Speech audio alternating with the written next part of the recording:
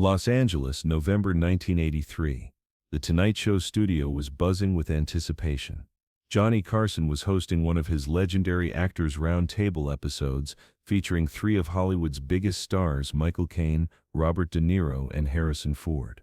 But sitting across from them was someone who made the actors visibly uncomfortable. Vincent Torres, the acclaimed director whose latest film, Midnight in Moscow, was dominating the awards conversation. Torres had requested to be on the show specifically to discuss his new film, and what he called the crisis of authenticity in modern acting. He'd been making waves in recent interviews, criticizing actors who he claimed were more interested in fame than craft, more focused on paychecks than artistic truth. The problem with Hollywood today, Torres was saying, gesturing dramatically with his coffee mug, is that we've forgotten what real acting looks like. We've got pretty faces reading lines instead of artists creating truth. Carson, always the professional host, tried to keep things light. Well, Vincent, you've certainly assembled an impressive cast for your new film. How did you choose your actors?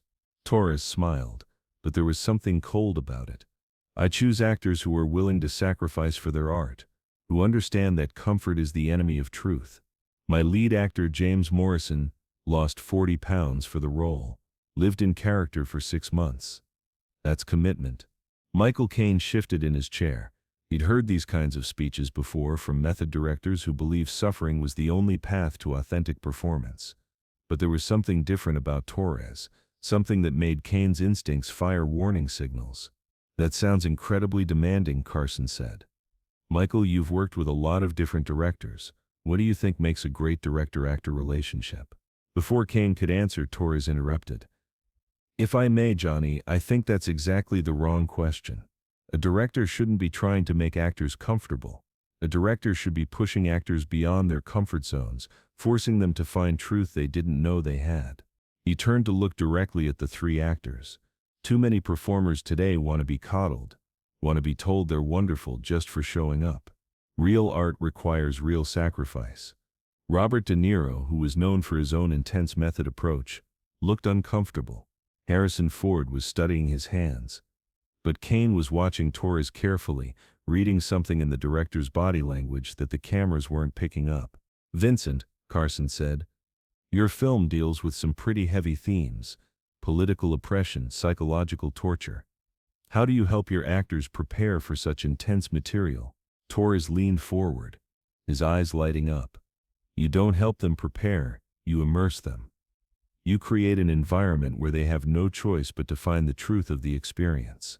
Can you give us an example? Carson asked. Certainly. There's a scene in the film where Morrison's character is interrogated by secret police. Instead of just talking about it in rehearsal, we created a real interrogation scenario. I had my assistants wake him up at 3 a.m, drag him from his hotel room, and subject him to 6 hours of psychological pressure. The studio audience murmured uncertainly. This didn't sound like normal filmmaking. He didn't know it was coming. Torres continued proudly. His terror, his confusion, his desperation, all of it was real. That's what you see on screen. That's authentic performance. Caine felt his stomach tighten. What Torres was describing wasn't directing. It was abuse. He glanced at Carson, who looked genuinely disturbed but was trying to maintain his professional composure. That sounds intense, Carson said carefully. It's necessary, Torres insisted. Actors today are too comfortable, too safe. They need to be broken down before they can build something real. I've developed techniques over my 20-year career that push performers to places they never would have found on their own. The way he said techniques made Caine's blood run cold. There was pride in Torres's voice, ownership. He was bragging about psychologically manipulating actors, and he was doing it on national television. Vincent, Caine said quietly, can I ask you something? Torres turned to him with that same cold smile. Of course, Michael. How many actors have you worked with using these techniques? Dozens. Some of the finest performances in modern cinema have come from my methods. Caine nodded thoughtfully. And how many of those actors have worked with you again? The question hung in the air. Torres's smile faltered slightly.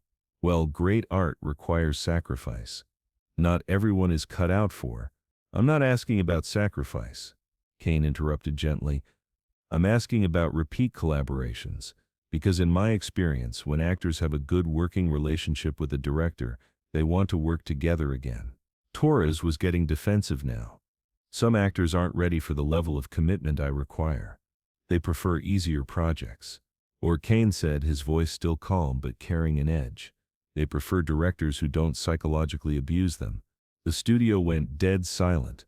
Carson looked like he wanted to crawl under his desk. De Niro and Ford were staring at Caine with a mixture of admiration and terror.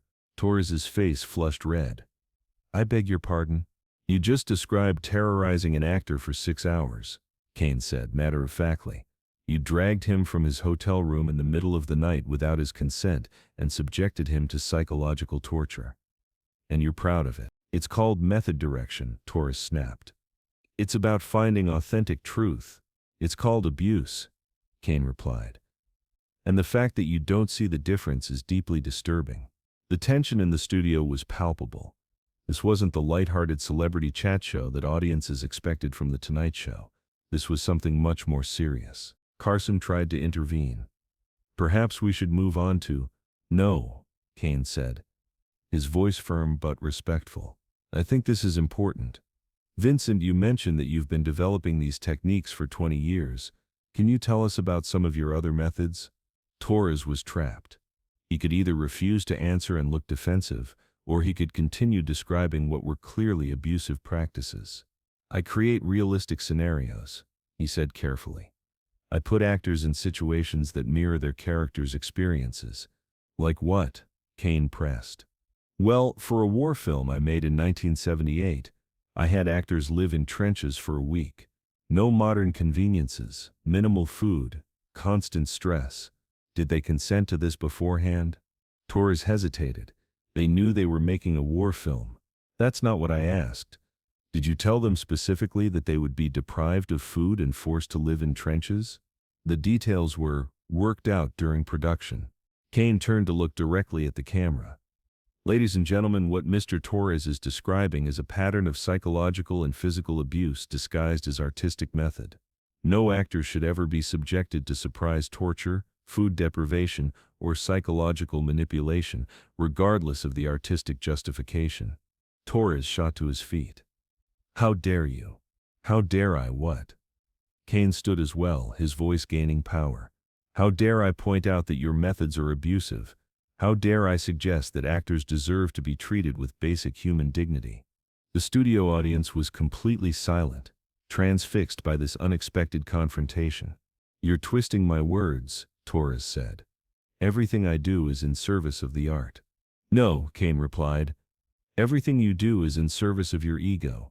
You've convinced yourself that abuse equals authenticity, that trauma equals truth. But that's not directing, Vincent. That's sadism with a camera."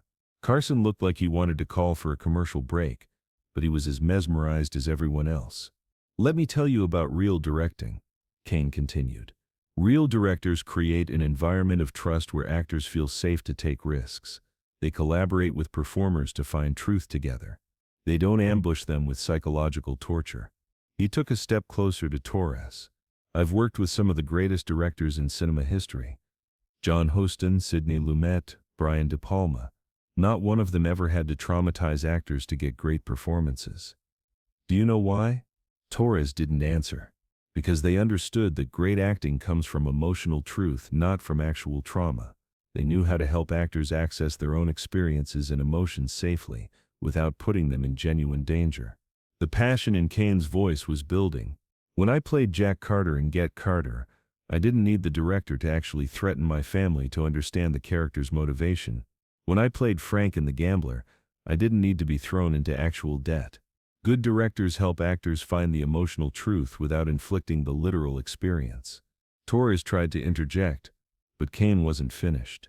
"What you're describing, Vincent, isn't method directing. It's abuse of power.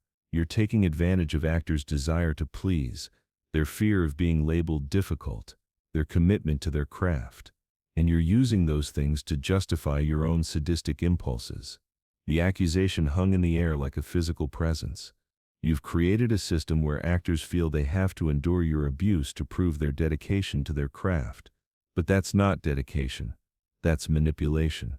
You've made them complicit in their own mistreatment by convincing them it's for the greater good of the art. Carson finally found his voice. Perhaps we should take a commercial break. No, Caine said firmly. This needs to be said, because there are young actors watching this show who might think that what Vincent does is normal, that it's something they should accept. He looked directly into the camera again. If you're an actor and a director tells you that you need to be genuinely terrified, genuinely starved, genuinely traumatized for a role, that's not artistic commitment, that's abuse. You have the right to say no. You have the right to walk away. Torres' face was purple with rage. You're destroying my career with these accusations. I'm not making accusations, Caine replied calmly. I'm repeating what you just told millions of people on national television. You described terrorizing an actor for 6 hours. You described depriving actors of food. You described manipulating them without their informed consent. Those are your words, not mine. The truth of this hit Torres like a physical blow. He had been bragging about his methods, proud of his techniques.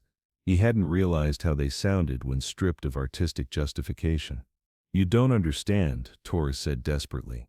The performances I get, the performances you get come from talented actors despite your methods, not because of them, Caine interrupted. You're taking credit for their talent while traumatizing them in the process. De Niro finally spoke up, his voice quiet but firm. Michael's right. I've worked with directors who push actors hard, but there's always consent, always safety measures. What you're describing, that's not professional. Harrison Ford nodded in agreement. I've done physically demanding roles, emotionally challenging scenes. But the director always made sure I knew what I was getting into. Always made sure there were limits, boundaries. Torres looked around the studio, realizing that he had lost the room completely.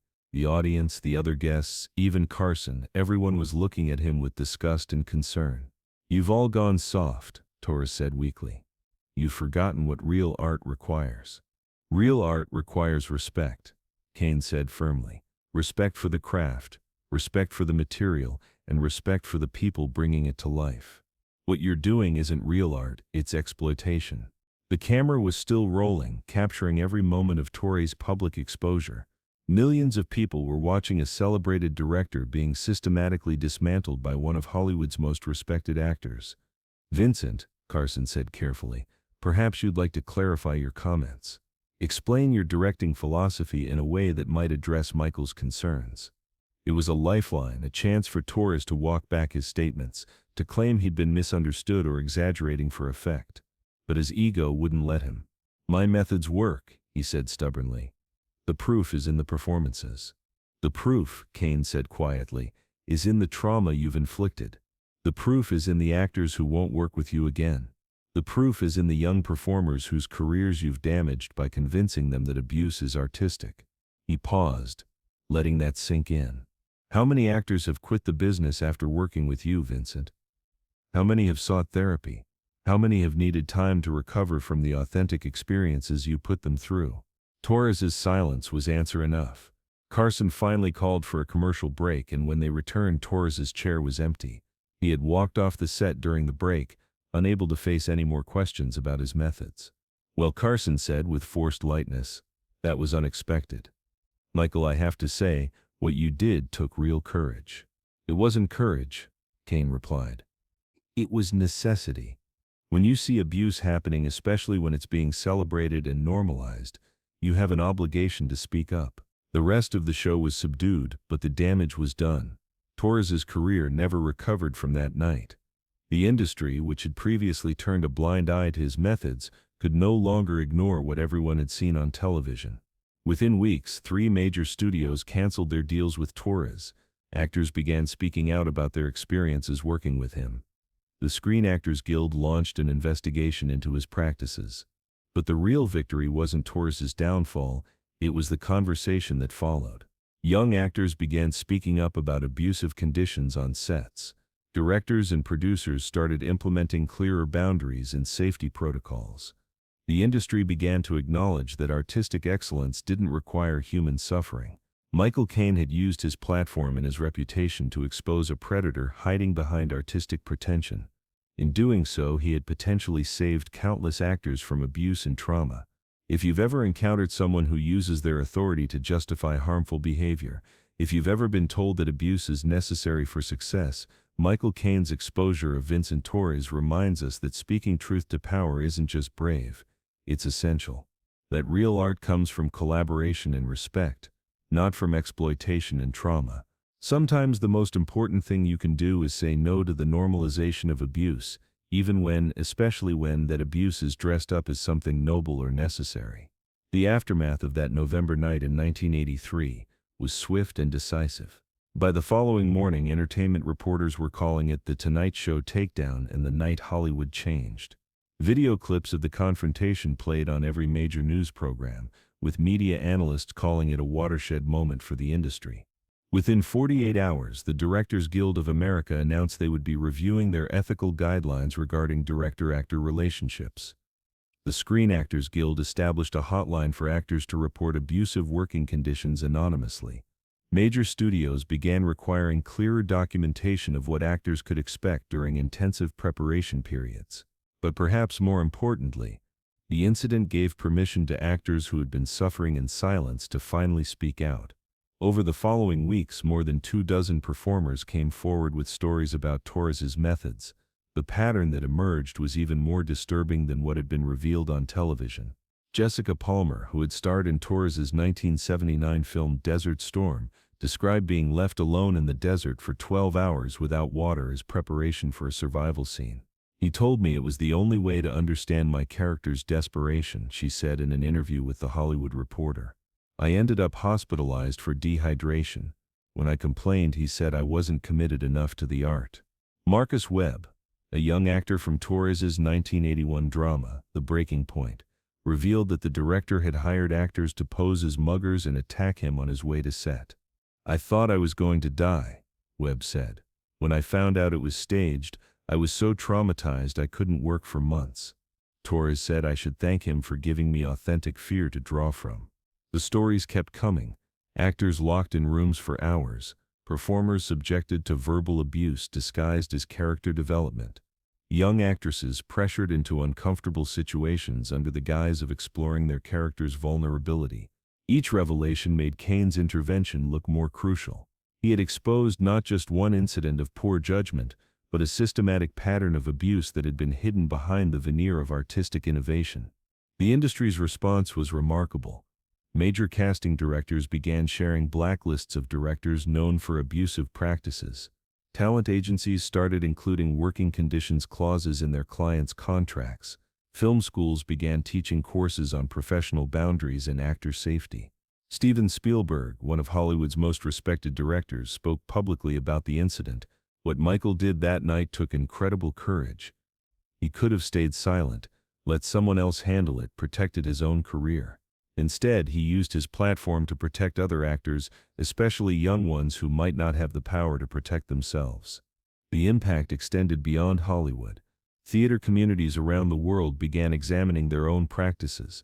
Acting schools revised their curricula to include discussions about professional boundaries. The conversation about artistic authenticity versus human dignity became a global phenomenon.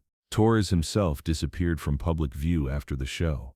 His publicist released a statement claiming he had been misunderstood and was seeking clarification about his methods. But no clarification ever came. He moved to Europe and largely stopped making films. His career effectively ended by 90 seconds of live television. For Michael Caine, the incident became a defining moment in his legacy. While he was already respected as an actor, he was now seen as someone willing to use his influence to protect others. Young actors began approaching him at industry events to thank him for speaking up.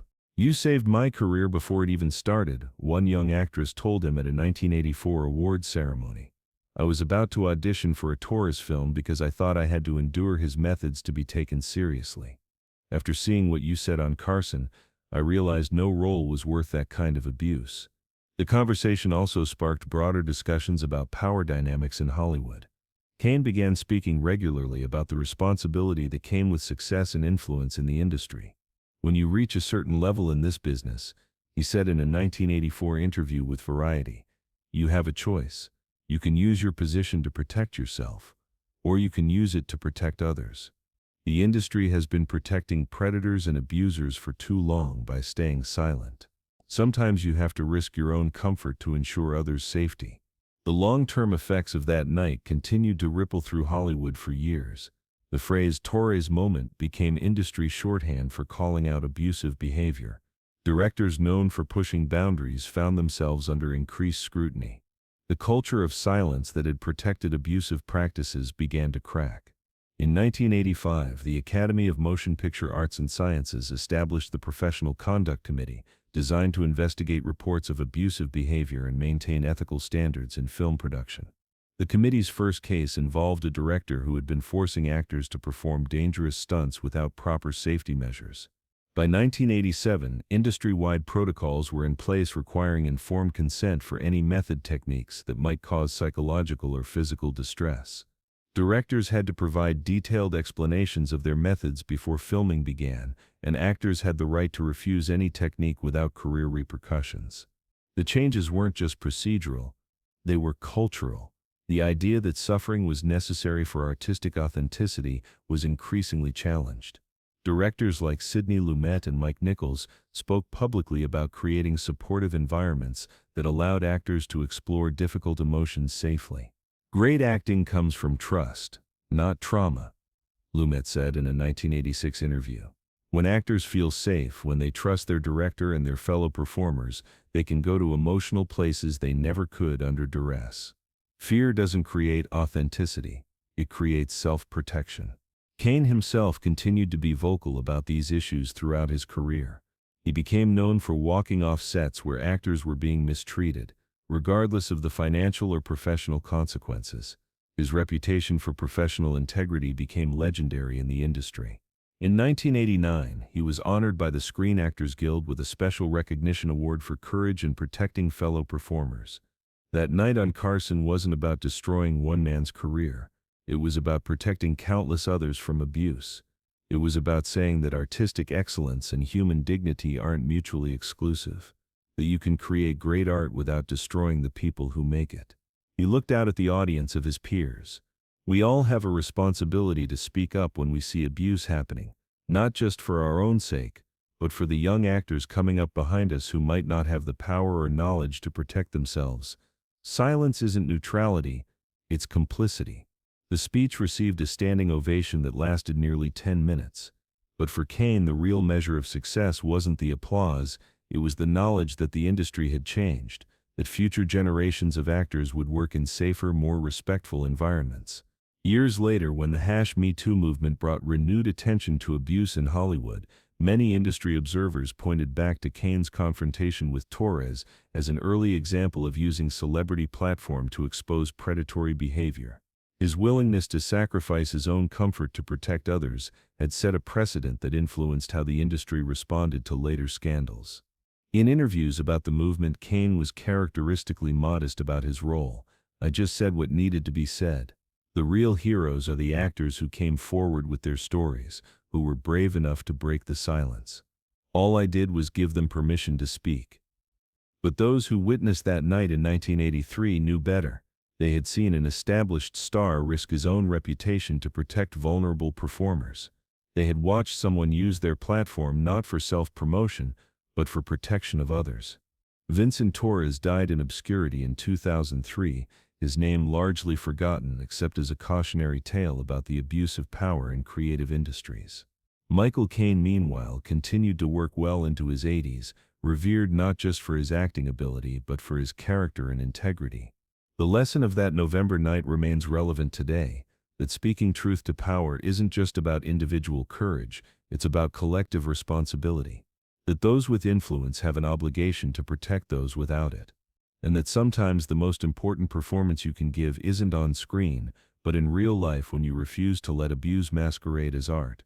If you've ever witnessed abuse being justified by authority, if you've ever seen someone's suffering dismissed as necessary for success, Michael Caine's exposure of Vincent Torres reminds us that silence isn't golden, it's complicit. That real courage means speaking up even when it's uncomfortable, even when it's risky, even when it would be easier to look the other way. Because sometimes, just sometimes, Those 90 seconds of truth can change an entire industry forever.